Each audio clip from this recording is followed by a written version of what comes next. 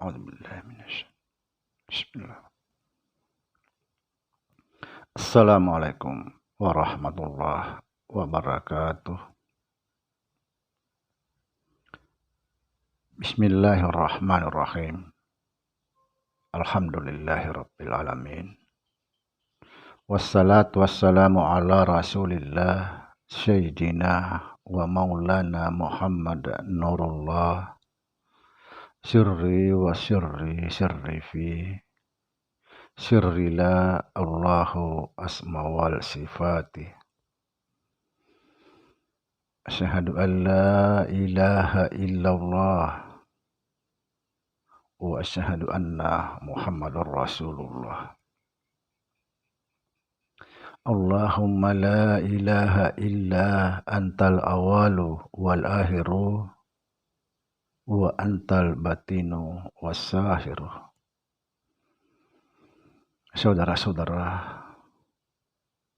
yang saya cintai dan yang saya sayangi dimanapun berada, semoga senantiasa dalam bimbingan Allah Subhanahu wa Ta'ala, diberikan rahmat kesehatan jasmani dan rohani, rahmat ilmu, yaitu ilmu-ilmu yang bermanfaat dunia dan akhirat, serta rahmat dipanjangkan umur oleh Allah Subhanahu wa Ta'ala. Amin. Amin ya rabbal alamin. Saudara-saudara, jumpa lagi dengan saya Samsuddin Al-Hafiz di channel Ma'rifat Tasawuf. Pada kesempatan ini saya mengajak saudara semua untuk merenung, berpikir tentang siapa kita sebenarnya. Dan saya akan mengajak saudara merenung satu ayat yang luar biasa di dalam Al-Quran, yaitu Al-Hadid ayat 3. Di situ dijelaskan huwal awalu wal akhiru wal batinu wassahiru. Artinya dia yang awal, dia yang akhir, dia yang batin, dia juga yang zahir. Kalau kita sudah memahami ini, maka disitulah kita akan menemukan diri kita siapa sebenarnya. Nah, kalau dia yang awal, dia juga yang akhir, dia yang batin, dia juga yang zahir, siapa kita sebenarnya? Di mana adanya kita? Siapa sebenarnya ini? Inilah yang saya ingin kita renungkan bersama, siapa kita. Ternyata kita ini tidak ada. Huwal awalu wal akhiru wal batinu wassahiru. Kita ini tidak ada. Lalu siapa yang awal?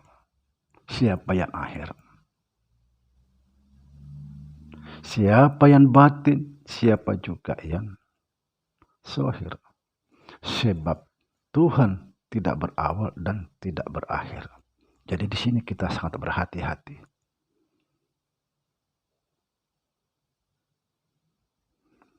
Kalau kita sudah memahami semua ini, bahwa kita ini sungguhnya tidak ada, maka pasti kita menyaksikan Allah setiap saat. Menyaksikan kenyataan Allah yang ada pada diri kita.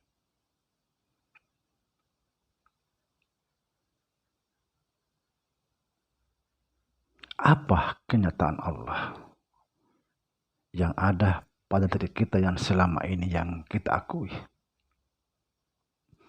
Kenyataan Allah yang ada pada diri kita ini adalah yang mendengar, yang melihat, yang berkata-kata, dan semuanya. Itulah kenyataan Allah. Kalau kita sudah memahami bahwa kita ini sesungguhnya tidak ada, kita pasti menyaksikan Allah di dalam setiap tindakan, perbuatan, di dalam setiap sembahyang,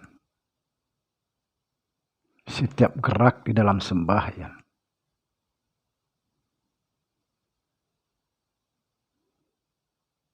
Saudara, kalau kita tidak menyaksikan Allah di dalam sembahyang, lalu siapa yang kita sembah? Menyembah itu adalah penyaksian. Maka di sini akan kita bongkar rahasianya. Ketika kita sembahyang lalu takbir, Allahu Akbar, itulah sesungguhnya. Itulah yang menyembah dan yang disembah. Karena yang menyembah dan yang disembah itu adalah satu. Ketika kita ruku, itulah dia. Sujud itulah dia. Karena itulah kenyataan Allah. Kenapa dikatakan itulah kenyataan Allah? Karena kita ini tidak ada. La haula wa la quwata illa billah. Tidak punya daya upaya kecuali Allah. Yang paling berbahaya jika kita di situ merasa bahwa akulah yang ruku sujud dan lain sebagainya. Berarti kita sholat berbuat dosa. Bukan mendapat pahala, tapi yang kita dapat adalah dosa. Karena kita mengambil haknya Allah. Merampok hak Allah.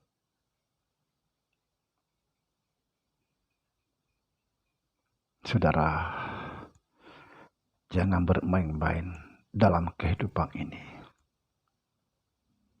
Karena betapa sakitnya di dalam kematian itu apabila kita tidak mengenal diri. Betapa sakitnya dalam kematian itu apabila kita tidak mengenal Allah. Orang tidak mengenal Allah, maka mustahil dia bisa kembali kepada Allah. Sangat mustahil. Jangan bermain-main dalam kehidupan ini.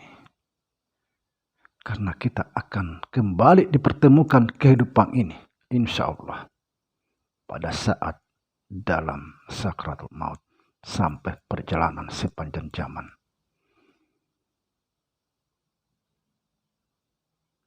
Betapa sakitnya dalam kematian seseorang yang tidak mengenal Allah.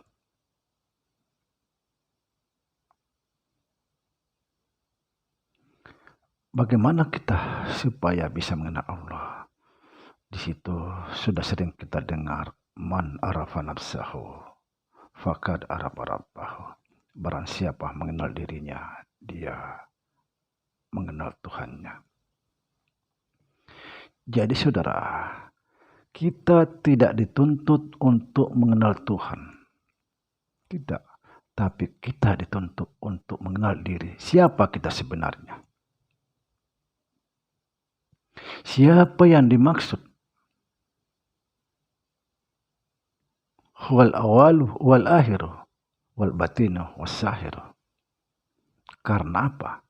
Karena Tuhan itu tidak berawal dan tidak berakhir. Kalau Tuhan itu berawal dan berakhir, berarti sama dengan sesuatu. bertentangan, laisa kamitslihi syai'un, tidak seperti sesuatu. Yang dimaksud huwal awal wal akhir wal batinu was zahir adalah sifat Tuhan itu sendiri, bukan Tuhan. Siapa sifat Tuhan? Kita inilah sifat Tuhan, bukan yang lain.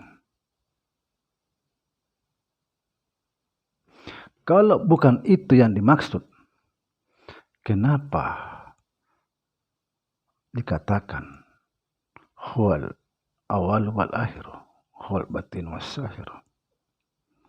Sedangkan kata ini adalah firman Tuhan. Kenapa Tuhan tidak mengatakan aku yang awal, aku yang akhir, aku yang batin, aku yang zahir? Justru dia mengatakan huwal awal wal akhir. Dia yang awal, dia yang akhir. Coba kita pikirkan saudara. Inilah saya mengajak saudara untuk berpikir, merenung, agar kita semua tidak gagal faham dalam masalah ini.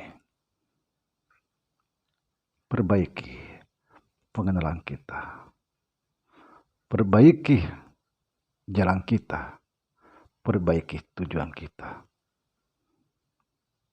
Tujuan kita hanya Allah semata. Dari Allah, kepada Allah kembali segala sesuatu. Lalu bagaimana mungkin kita bisa kembali kalau kita tidak mengenal yang akan kita tuju? Subhanallah. Semoga bisa dipahami, betul-betul kita hayati masalah ini. Sekali lagi, jangan bermain-main dalam hidup ini. Hidup ini akan kita pertanggungjawabkan di yaumul qiyamah. Assalamualaikum warahmatullahi wabarakatuh.